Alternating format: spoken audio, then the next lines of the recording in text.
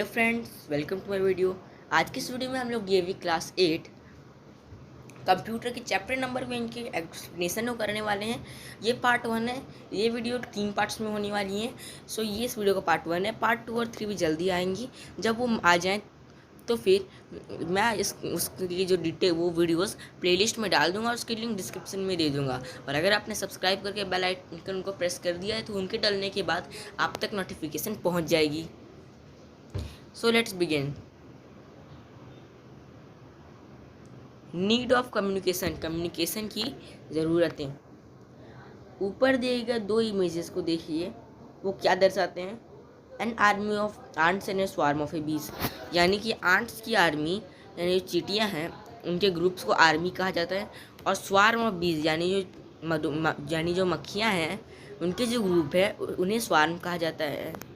तो फिर हम लोग क्या देख रहे हैं, आंट्स और बीस के ग्रुप्स को। We actually don't have to be born as a human being to communicate.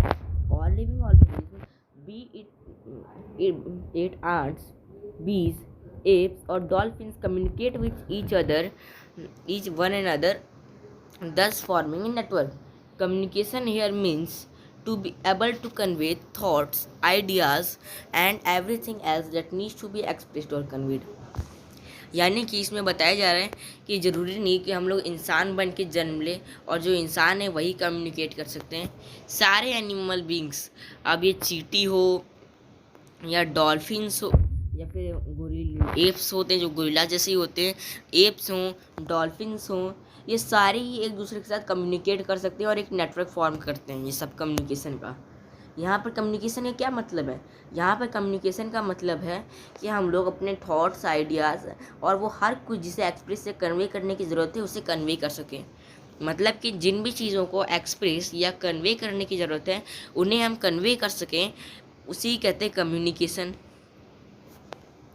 Communication among individuals is not only face to face but it also involves sharing of lots of information. एक individual मतलब जो communication है वो दो individuals के बीच बस face to face हो ये ज़रूरी नहीं है। कम्युनिकेशन बस बहुत सारी इंफॉर्मेशंस का शेयरिंग भी इंक्लूड करता है। डिवाइस जिनका हम यूज़ बात करने किसी devices which that we use to talk or to send messages from one person to the other are different modes of communication that we use in our daily life. तो वो devices जिनका हम लोग use एक आदमी से दूसरे आदमी के साथ बात करने के लिए या उन्हें मैसेज भेजने के लिए करते हैं, वो डिवाइस हमारे डे टू डे लाइफ में कम्युनिकेशन के डिफरेंट मोड्स हैं।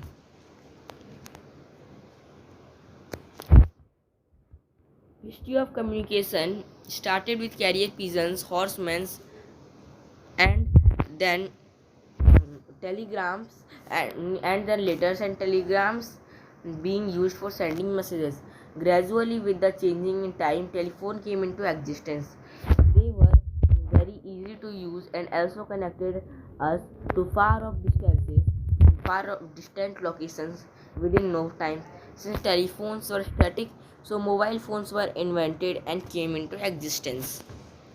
तो इसमें बताया जा रहा है जो कम्युनिकेशन की जो हिस्ट्री है वो बहुत टाइम पुरानी है। कम्युनिकेशन की जो हिस्ट्री थी वो कैरियर पिजन्स के साथ शुरू हुई थी।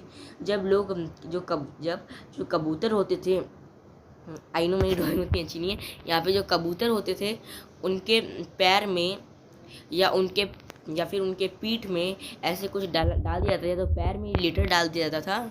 और फिर जब वो ट्रेंड कबूतर होते थे वो उसी आदमी को जाके वो लेटर दे देते थे जिसके लिए उसे बताया जाता था। क्योंकि वो ट्रेंड होते थे, वो फोटोज़ देखते थे या बाकी सारी चीज़ें के बेस पे वो कैरेट पिजन जाके उस आदमी को वो लेटर्स दे देते थे।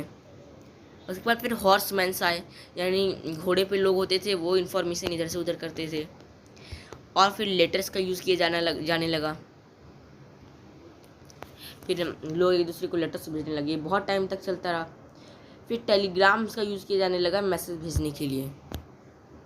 धीरे धीरे जैसे जैसे टाइम बदलता गया टेलीफोन्स टेलीफोन्स बने और फिर ये काफ़ी उसे यूज़ करना काफ़ी इजी था और ये हमें बहुत दूर के डिस्टेंस में बहुत जल्दी पहुंचा देता था। अब इसमें क्या प्रॉब्लम, अब ये इजी कैसे हुआ? इजी इसलिए हुआ कि लोगों को जो बड़े बड़े पेजेस में इतना कुछ लिखना पड़ता था वो अब लोगों को लिखना नहीं पड़ेगा। उसके बाद जो पिजन्स को जो ट्रेन करने का, जो पिजन्स होते थे उन्हें ट्रेन करने का जो प्रॉब्लम था, वो ट्रेन करने का जो काम था उसकी भी कोई ज़रूरत नहीं है। क्या है, आपको बस बोलना है, आप बोलोगे फिर सामने वाला सुनेगा। तो ये इजी हो गया था और ये हमें बहुत दूर के डिस्टेंस में नो टाइम में हमें कनेक्ट करता था। नो टाइम में कैसे, देखिए ये आप इस स्टेट में हो, आपका दोस्त इस स्टेट में है, दोनों में बहुत ज़्यादा डिफरेंस है। मान लीजिए आप हो गोवा में और आपका जो दोस्त है वो है झारखंड में। तो फिर इस कंडीशन में जो आपका दोस्त है अगर वो आपसे कांटेक्ट करना चाहता है तो फिर वो अगर लेटर्स का यूज़ करेगा, कई दिन लग जाएंगे, कई डेज, या फिर हो सकता है 1 मंथ भी लग जाए। लेकिन वही अगर आप टेलीफोन्स का यूज़ करो तो फ़ायदा क्या हो रहा था, टेलीफोन्स में कुछ सेकंड्स लग रहे थे या उतने भी नहीं लग रहे थे। इधर से कॉल लगाया इधर से कॉल उठा लिया, टाइम का काफ़ी बच रहा था। अब क्योंकि जो टेलीफोन्स थे वो स्टैटिक होते थे, यानी वो एक जगह थे, क्योंकि ह्यूमंस जो होते हैं वो डेवलप करते रहते हैं, ड्रॉबैक्स निकालते फिर से डेवलप करते हैं, फिर ड्रॉबैक्स निकाल के डेवलप करते हैं। टेलीफोन में एक ड्रॉबैक लोगों को मिला कि वो स्टैटिक थे। अब कोई आदमी मान लीजिए बेड पे लेटा हुआ है और वो चाहता है कि वो बात करे लेटे लेटे, जैसे कि बहुत कोई बात भी करते लेटे लेटे, या कोई आदमी मार्केट में घूम रहा है, वहाँ पर भी वो चाहे कि वो सामान ला रहा है, क्या क्या सामान लाना है भूल गया उसको, तो फिर वहाँ से लेते आए। तो फिर ये सारी चीज़ें लोगों को ज़रूरत पड़ी, क्योंकि वो जो टेलीफोन्स थे वो एक ही जगह, घर में भी एक ही जगह पे रखे रहते थे, आप उन्हें दूसरे रूम में भी नहीं ले जा सकते थे। तो फिर अब मोबाइल फ़ोन्स को बनाया गया था और मोबाइल फ़ोन्स बनी, उसके बाद फिर ये बहुत बड़ा इवोल्यूशन आया टेक्नोलॉजी में। तो computers have not only simplified but also made the complex mathematical और scientific calculations possible.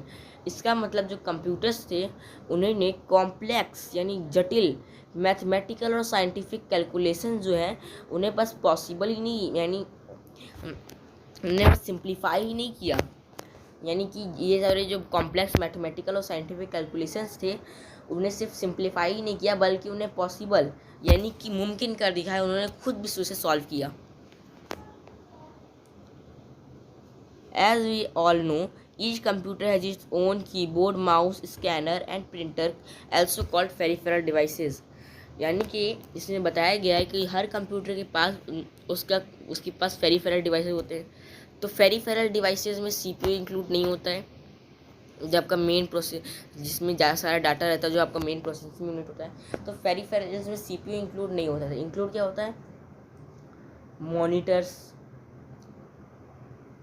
Headphones, mouse, keyboard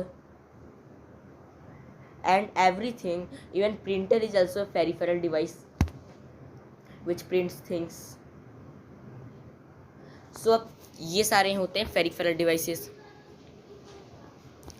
तो फिर हर कंप्यूटर के पास उनके पेरिफेरल डिवाइसेस होते हैं, नहीं तो सिर्फ आप सीपीयू का यूज़ करके एक कंप्यूटर को नहीं चला सकते हो। सो अगर दो या दो से ज़्यादा टू और more people wish to share data और information, they have to move around with pen drive, CD और डीवीडी etc. अगर दो या दो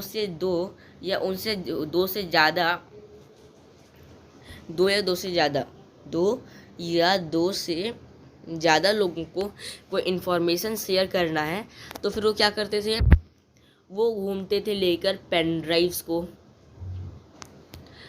या फिर सीडीज़ को लेके घूमते थे। और अभी भी लोग सीडीज़ और पेन ड्राइव्स का यूज़ करते हैं, घूमते हैं। जब उन्हें कोई बड़ा डाटा, सीडीज़ का नहीं, पेन ड्राइव्स का, सीडीज़, डीवीडीज़, यही सब का यूज़ लोग करते थे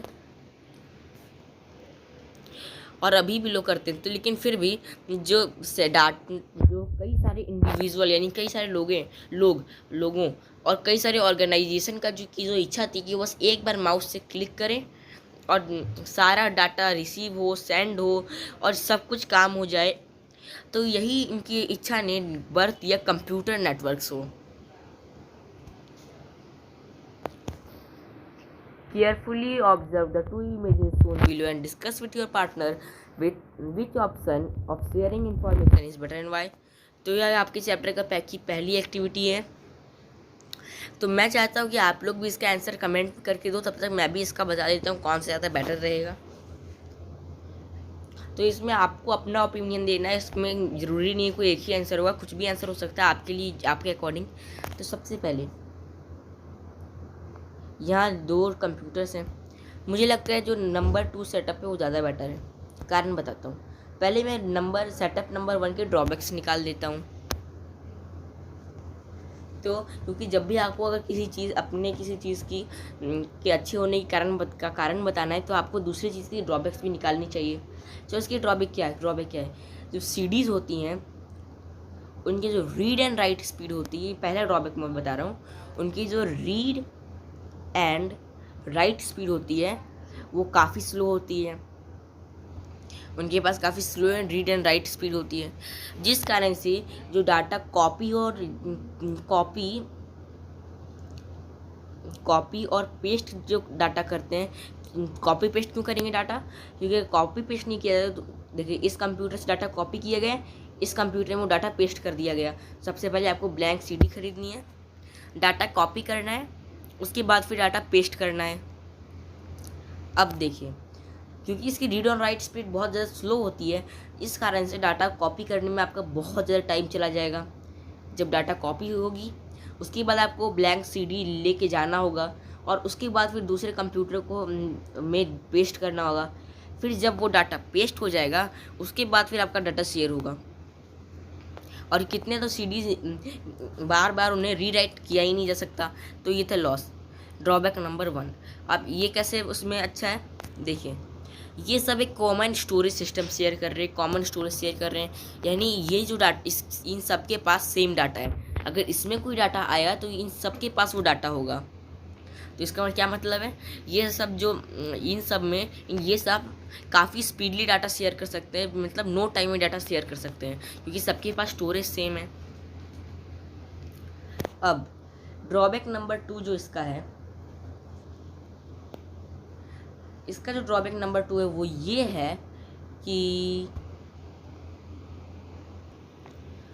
जो सीडीज़ होती हैं उनका जो स्टोरेज होता है वो ज़्यादा भी नहीं होता, कुछ ही 100 MB होता है। डीवीडीज़ में भी ज़्यादा GB स्टोरेज नहीं होता, 4.7 GB या फिर उससे भी कम स्टोरेज होती है डीवीडीज़ में।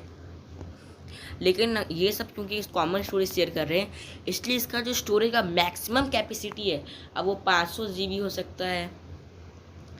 128 जनरल नहीं होता, 240 GB हो सकता है। अगर एसडी है तभी 240 होगी, नहीं तो नहीं होगी। और साथ ही साथ इनमें जो स्टोरेज है वो कई TBs के हो सकते हैं। तो जो मैक्सिमम स्टोरेज है, ये मैक्सिमम स्टोरेज जो इसका है वो उतना डाटा शेयर कर सकता है। तो इसका क्या मतलब है कि ये सब बहुत ज़्यादा लार्ज अमाउंट ऑफ डाटा एक दूसरे के साथ शेयर कर सकते हैं।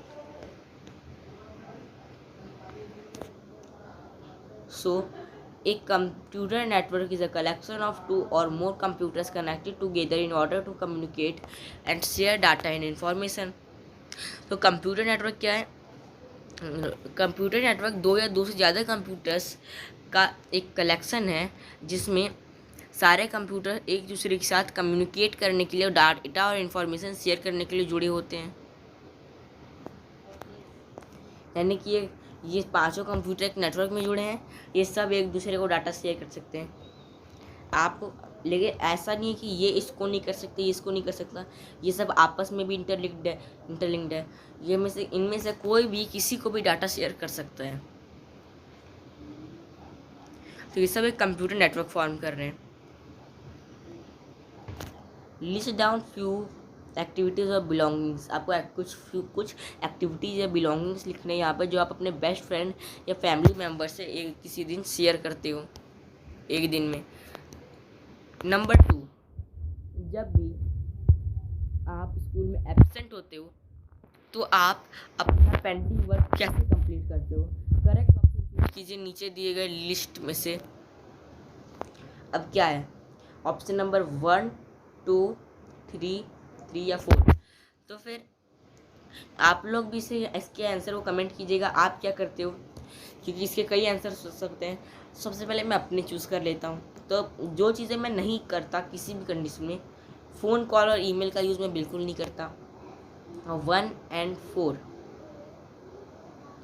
Next is sharing in notebook या सेंडिंग मैसेज थ्रू व्हाट्सएप। अब देखिए, अब बात यह है कि अगर मैं लॉन्ग टाइम के लिए, बहुत ज़्यादा लॉन्ग टाइम के लिए, कुछ मंथ्स के अराउंड अगर मैं एब्सेंट रहता हूँ, तब फिर अगर कुछ मंथ्स के अराउंड में एब्सेंट रहता हूँ, तब फिर मैं नोटबुक को चूज़ करूँगा, क्योंकि मैं कितने ही फ़ोटोज़ खींच के मुझे भेजे जाएंगे, मेरे दोस्त, मेरे फ्रेंड्स भी। लेकिन अगर मैं एक दिन एब्सेंट हूँ तो फिर मैं व्हाट्सएप का यूज़ करूँगा मैसेज भेजने के लिए,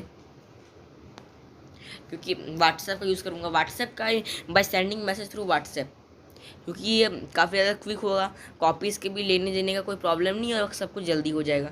तो let's go ahead. Sharing of resources is very common in our day-to-day life, and when we all share some or other resources almost every day. Similarly, we share computer resources such as files saved on the computer, scanners, printers, etc. These resources are shared using computer networks. तो resource का जो sharing है वो हमारे day to day life में काफ़ी common होता है, यानी हम लोग जनरली चीज़ों को शेयर करते हैं और फिर लगभग हर ही दिन हम लोग चीज़ों को शेयर करते हैं। उसी तरह जब हम लोग जो कंप्यूटर रिसोर्सेज होते हैं वो क्या होते हैं, कंप्यूटर के रिसोर्सेज, उसमें जो फाइल सेव्ड है वो होते हैं। सिमिलरली जो कंप्यूटर रिसोर्सेज होते हैं, जैसे कि उसके अंदर जो फाइल सेव्ड है कंप्यूटर, स्कैनर, प्रिंटर में, ये उसके रिसोर्सेज हैं। The resources are shared using computer network. तो इन सब को जो रिसोर्स, ये सब जो रिसोर्स है, इन्हें कंप्यूटर नेटवर्क का यूज़ करके शेयर किया जाता है। यूजुअली यानी जनरली जो कनेक्शन है कंप्यूटर नेटवर्क से बीच, वो फिजिकल वायर्स या केबल्स का यूज़ करके बनाया जाता है। यहाँ पर आप देखो 2 कंप्यूटर्स हैं और इनके बीच कनेक्शन केबल या वायर के ज़रिए बनाया गया है। फिर भी कुछ कनेक्शंस होते हैं वो वायरलेस होते हैं, जो कि रेडियो वेव या इंफ्रारेड सिग्नल्स पे ऑपरेट होते हैं। अब कुछ ऐसे डिवाइसेस का नाम लिखिए जो वायरलेस सिग्नल्स का यूज़ करते हैं, जो आप अपने डेली लाइफ में यूज़ करते हो। When we connect 2 or more computers together, we get a network. On this network, central computer server acts as the storage location for files and applications that are shared on the network. तो जब हम लोग 2 या 2 से ज़्यादा computers को connect करते हैं, 5 कंप्यूटर्स कनेक्ट करें, तो हमें जो मिलता है वो होता है एक नेटवर्क। इस नेटवर्क पर जो सेंट्रल कंप्यूटर होता है, सेंट्रल कंप्यूटर्स का ये मतलब नहीं कि वो एकदम सेंटर पे होगा, वो कहीं पर भी हो सकता है, लेकिन जो इसका मतलब जो मेन कंप्यूटर होता है वो सर्वर की तरह एक्ट करता है। और सर्वर क्या एक्ट करता है, स्टोरेज और लोकेशन फाइल्स और एप्लीकेशंस के लिए, जो कि उस नेटवर्क पे शेयर किए जाते हैं। यानी अगर ये क्लाइंट कंप्यूटर का अगर इस नेटवर्क में कोई भी डाटा शेयर करता है तो वो किसके स्टोरेज में आएगा, वो जाएगा सर्वर के स्टोरेज में।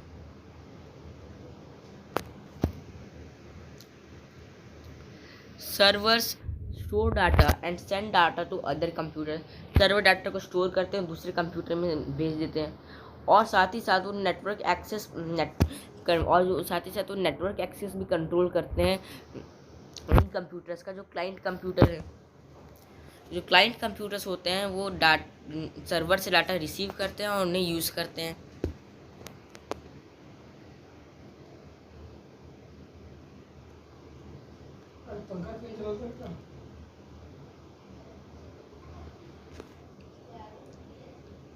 सो इन ऑर्डर टू स्टैब्लिश, यानी अगर हमें इन ऑर्डर टू स्टैब्लिश और to connect various devices to a network भी रिक्वायर, तो हमें अगर कुछ डिवाइसेस को नेटवर्क से कनेक्ट करना है, हमें क्या क्या चीज़ों की ज़रूरत पड़ेगी, वो है यहाँ पर।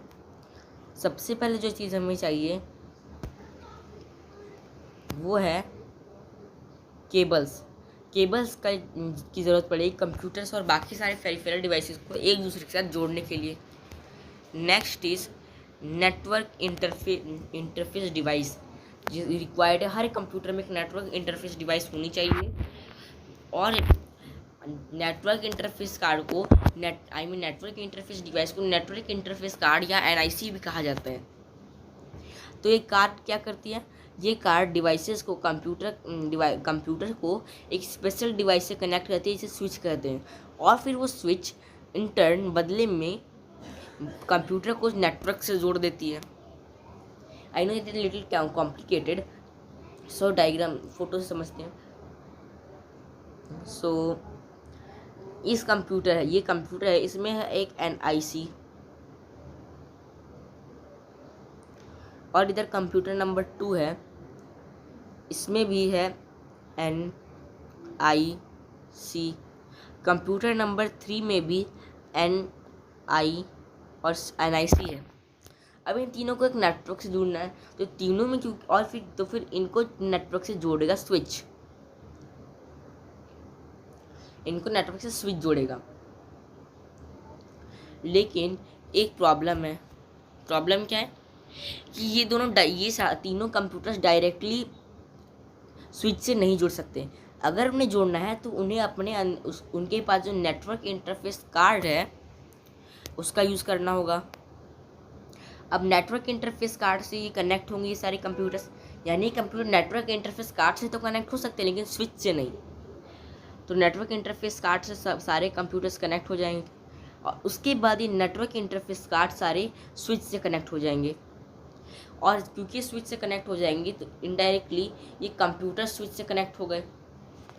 इसका मतलब नेटवर्क इंटरफेस कार्ड एक इंटरप्रीटर की तरह है जो 2 लैंग्वेज जानता है, और आपकी लैंग्वेज और मीन्स एक एग्जांपल या लैंग्वेज की कोई बात नहीं, लेकिन ये आपको हेल्प करता है दूसरे से जुड़ने में। तो ये एक मीडिएटर है। स्विच का यूज़ किया जाता है कई सारे डिवाइसेस को एक साथ जोड़ने के लिए। कौन कौन से devices? Computer, printer, scanner, etc। जिन भी चीज़ों को एक नेटवर्क में जोड़ने की ज़रूरत है, यानी स्विच कई सारे डिवाइसेस को जोड़ सकता है, जिन डिवाइसेस को एक नेटवर्क में जोड़ने की ज़रूरत है। एक स्विच इसलिए कंप्यूटर्स, प्रिंटर और सर्वर्स को कनेक्ट करके एक रिसोर्स शेयर करने वाला नेटवर्क बना सकता है। स्विच का काम हो गया। अब अगला जो चीज़ की हमें ज़रूरत है वो है मोडेम।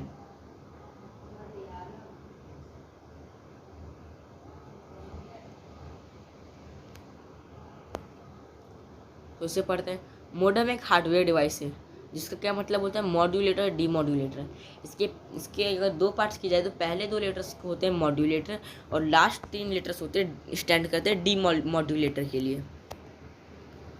सो मोडेम्स का यूज़ किया जाता है एक डाटा को एक कंप्यूटर नेटवर्क से दूसरी कंप्यूटर नेटवर्क में भेजने के लिए, यानी कि यहाँ पर 2 कंप्यूटर नेटवर्क्स हैं, ये दोनों, और इन दोनों के बीच जो कॉन्टैक्ट, अगर हमें एक कॉन्टैक्ट इस्टेब्लिश एक कम्युनिकेशन कनेक्शन इस्टेब्लिश करना है तो फिर हमें ज़रूरत पड़ेगी मोडेम की। लेकिन ज़रूरी नहीं मोडेम की ज़रूरत पड़े। मोडेम की ज़रूरत तब पड़ेगी जब हम लोग ये कनेक्शन टेलीफोन लाइंस के ज़रिए बनाना चाहें।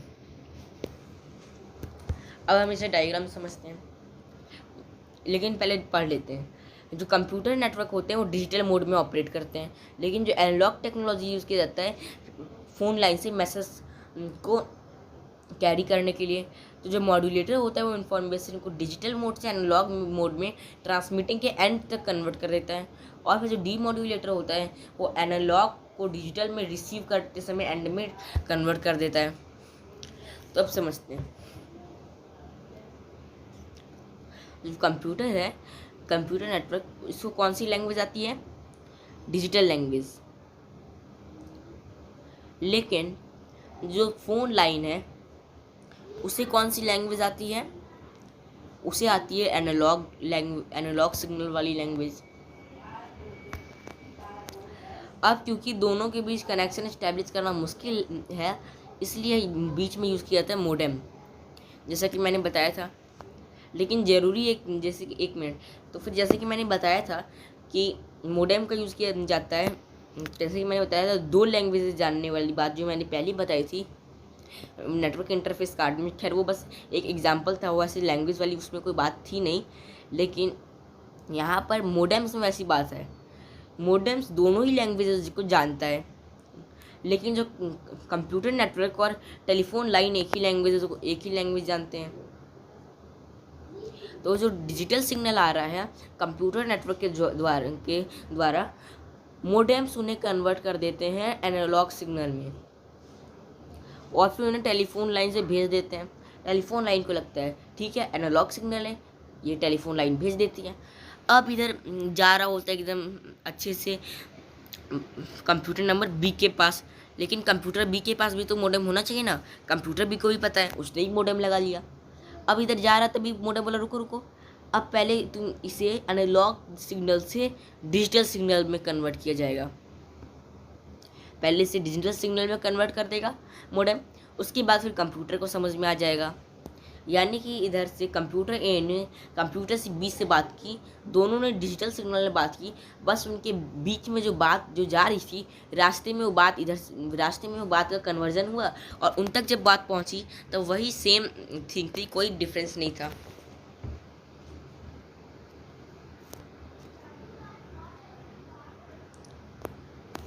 तो अब हमें समझ में आता है कि अगर हमें कोई कम्युनिकेट करना है किसी इंडिविजुअल या किसी ऐसे डिवाइस से जो हमारी भाषा समझ नहीं सकता या हमारे सिग्नल समझ नहीं सकता, तो हमें एक इंटरप्रीटर की ज़रूरत पड़ेगी। इंटरप्रीटर कौन होता है? जो कि हमारे लैंग्वेज को हमारे सामने वाले आदमी की लैंग्वेज में कन्वर्ट कर देता है और उसके लैंग्वेज को हमारी लैंग्वेज में, ताकि हम समझ पाएँ। यानी कि यहाँ 2 आदमी हैं, ये इंटरप्रीटर है, और यहाँ मैं हूँ, और यहाँ पे कोई अनजान आदमी है जो दूसरे कंट्री से आया हुआ है। तो मैं मेरा इंटरप्रीटर उस कंट्री की भाषा जानता है, ये जो बात बोलेगा मेरा इंटरप्रीटर वो मुझे बता देगा। फिर मैं जो बात बोलूँगा वो ये इंटरप्रीटर इसको बोल देगा इसकी भाषा में। इसका मतलब बात वही है, बस भाषा बदल रही है। तो यही काम होता है इंटरप्रीटर का। अब जो लास्ट डिवाइस की ज़रूरत है वो है एक राउटर। जो अगला जो डिवाइस है जिसको बहुत ज़्यादा कॉमनली यूज़ किया जाता है वो होता है एक राउटर, जिसका किस लिए यूज़ किया जाता है? कई सारे मल्टीपल नेटवर्क्स को एक साथ जोड़ने के लिए।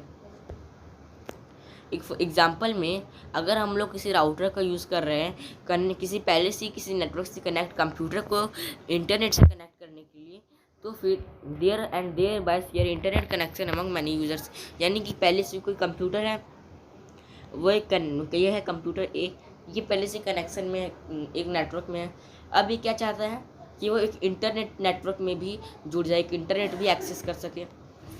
इंटरनेट नेटवर्क में कई यूजर्स के साथ डाटा इन्फॉर्मेशन शेयर करने के लिए उसे ज़रूरत पड़ेगी राउटर की। राउटर एक कोरियर की तरह एक्ट करता है, जो कि आपकी इन्फॉर्मेशन को ट्रैवल करने के लिए बेस्ट रूट ढूंढता है, ताकि आपका इन्फॉर्मेशन क्विकली पहुंच जाए। सो फ्रेंड्स, आज की इस वीडियो में इतना ही। पार्ट 2 में हम लोग बात करेंगे वायर टेक्नोलॉजी के बारे में। सो अगर आपको वीडियो अच्छी लगी हो तो वीडियो को लाइक कीजिएगा, वीडियो को शेयर कीजिएगा, और चैनल को सब्सक्राइब करना मत भूलिएगा, और बेल आइकन भी प्रेस कर दीजिएगा, ताकि बाकी कोई वीडियो अपलोड हो तो उसकी नोटिफिकेशन आप तक पहुंच जाए। Thank you, have a nice day.